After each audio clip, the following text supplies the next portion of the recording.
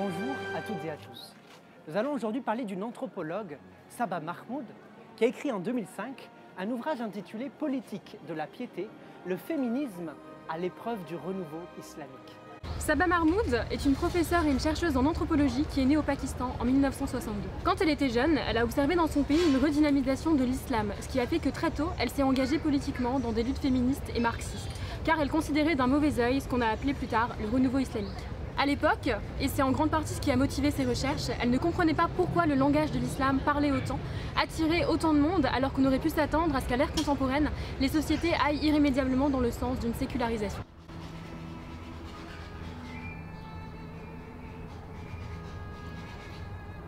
Mais ma chère Catherine, de quoi parle-t-on lorsque l'on parle du renouveau islamique? Il y a maintenant un peu moins de 50 ans, s'est mis en marche une redynamisation de la religion musulmane, la révolution iranienne de 1979, le durcissement de la dictature militaire entre 77 et 88, l'augmentation de la piété religieuse et des pratiques islamiques dans la vie sociale sont autant d'indicateurs de la résurgence de la religion au sein des sociétés du Moyen-Orient. C'est dans ce contexte que Saba Mahmoud a décidé de s'orienter principalement sur l'Égypte elle-même. Ce renouveau de l'islam dans l'État égyptien ne s'est pas tant fait à un niveau politique qu'à un niveau personnel, individuel, au niveau des populations elles-mêmes. C'est-à-dire qu'avant d'avoir des motivations politiques, les croyants voulaient mettre en avant une piété et une éthique islamique. Concrètement, ça s'est matérialisé par la prolifération des mosquées dans les villes, par l'augmentation de la pratique religieuse, de la fréquentation des lieux de culte, du port du voile, de la multiplication des médias religieux et d'une littérature islamique religieuse florissante. Au point que pour Mahmoud, on a pu parler d'une islamisation du paysage socio-culturel égyptien. Tout ça fait partie du mouvement plus vaste qu'on appelle la da'awa, c'est-à-dire grossièrement la piété. D'ailleurs Catherine, tu m'avais parlé du rôle particulier qu'avaient eu les femmes dans ce mouvement. Tu peux m'en dire un peu plus ?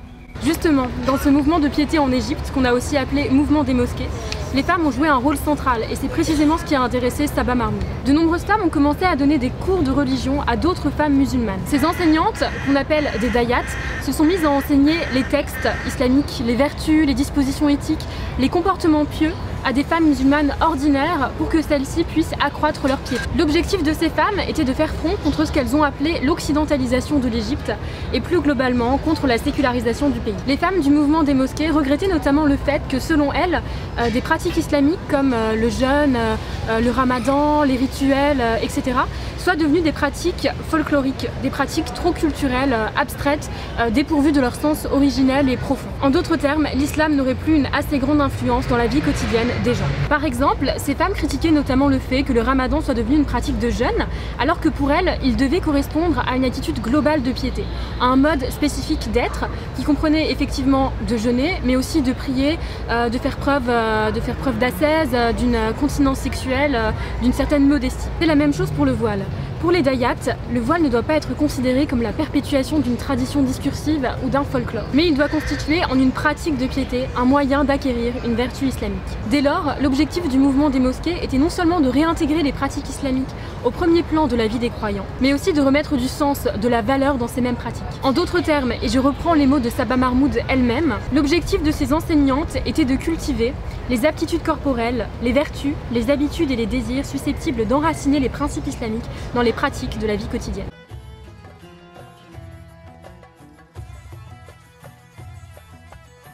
Ah, merci Catherine. À partir de cette introduction et de cet état des lieux du mouvement des mosquées en Égypte, deux questions s'imposent à nous. Et ces deux questions structurent un petit peu tout l'ouvrage de Saba Mahmoud.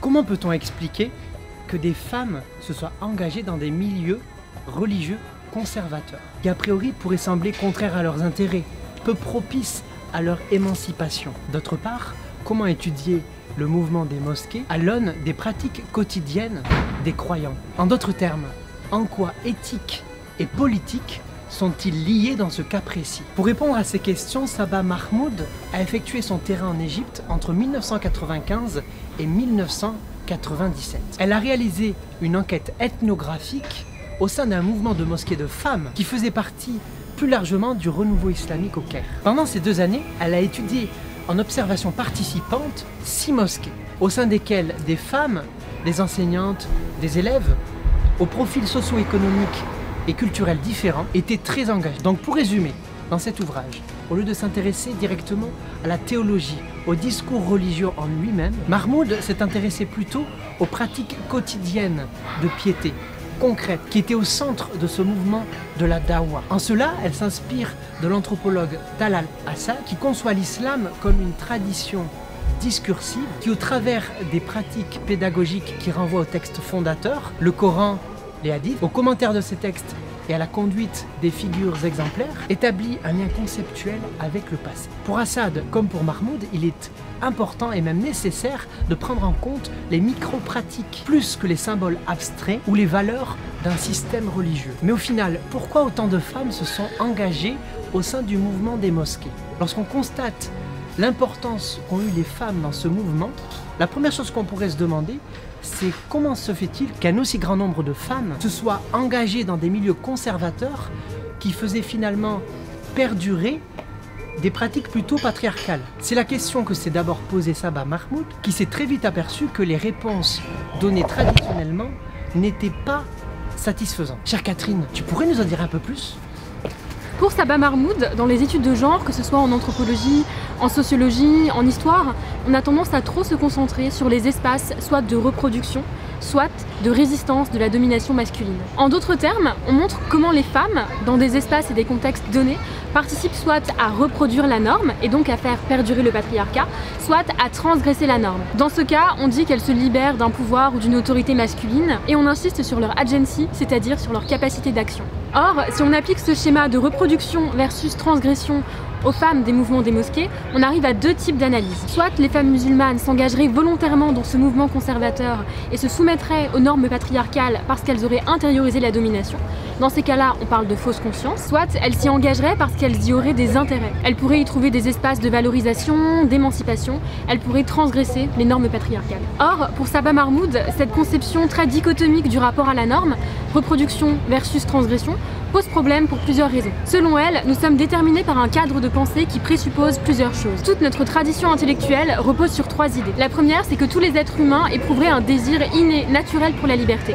Donc naturellement, on chercherait tous à être libres. La seconde idée, c'est qu'on chercherait tous à affirmer notre autonomie quand c'est possible. Et donc qu'on voudrait s'émanciper des normes sociales contraignantes. Enfin, la troisième et dernière idée, c'est que notre capacité d'agir, notre agency, s'exprimerait surtout dans les actes qui s'opposent aux normes sociales, dans les actes de résistance.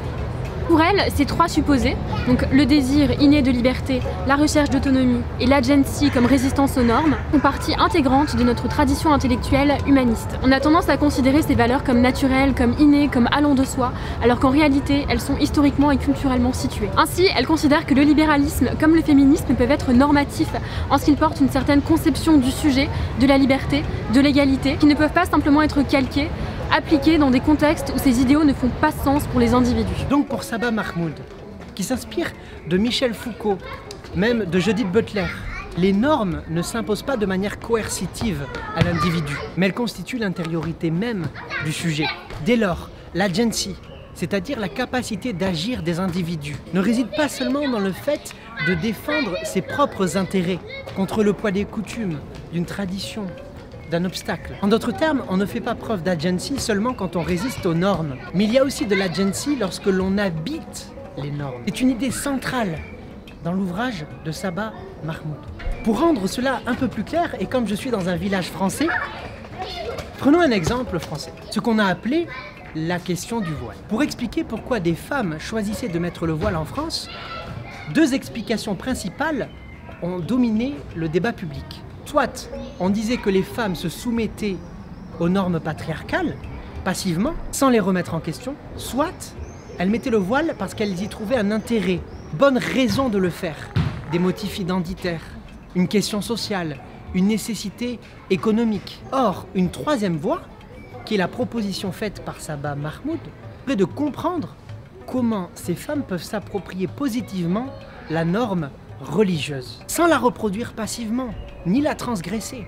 Pour elle, on peut voir dans le port du voile la capacité de ces femmes à coordonner leurs aspirations intérieures avec leurs pratiques corporelles. Porter le voile, faire preuve de modestie, de pudeur, ce sont des pratiques qui pourraient sembler aliénantes, mais qui peuvent être appropriées par les femmes, tout simplement dans le but d'accroître leur piété, leur moralité, leur vertu. C'est donc un moyen d'habiter les normes pour acquérir un soi vertueux. Mais chère Catherine, j'ai compris.